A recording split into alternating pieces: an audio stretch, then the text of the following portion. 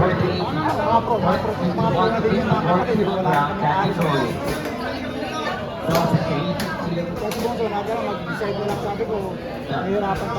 third category from the Pasig City. Judge number 1 from the Muntinlupa City. Judge number 2 from the Quezon City. Judge number 3 from the Caloocan City.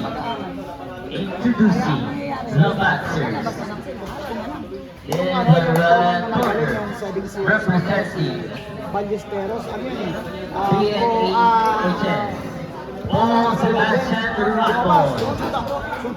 From the blue corner, representing SPNHS, Erwin Henry Renz Balahaja. Kaya lang yung iba, nasanay ng may LB. Pagdating ko kasi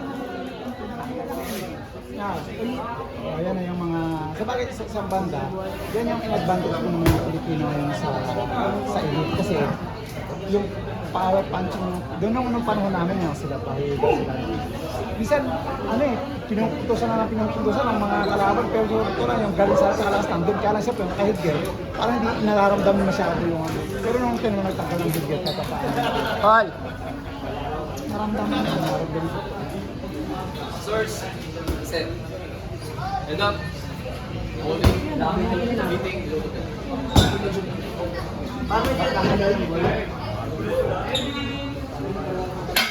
Box! Stop!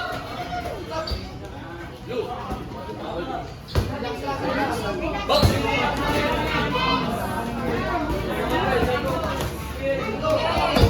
Down! Erwin, chill lang!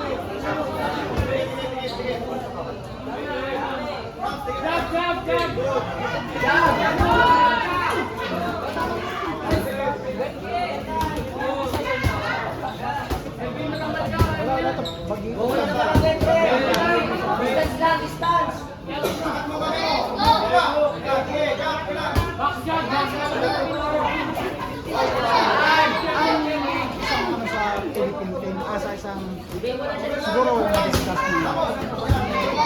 Hindi ko pinapansin. Kasi hindi ka dumalating sa akin. Hindi mo na-realize mo. May dapat na mag-adjust din tayo sa height and weight ng boxing. Alam mo bakit? Iba na Pilipino ngayon eh. Iba na Pilipino ngayon. Marami na marami. Isipin mo, ang galing meron ako sa magkalinitan. Ang bata. Mapapano mo paano ito isa may groupings yun yung weight niya bata hindrance yung ganun ba yun yung sayang yung galing World boxing po na ka ba?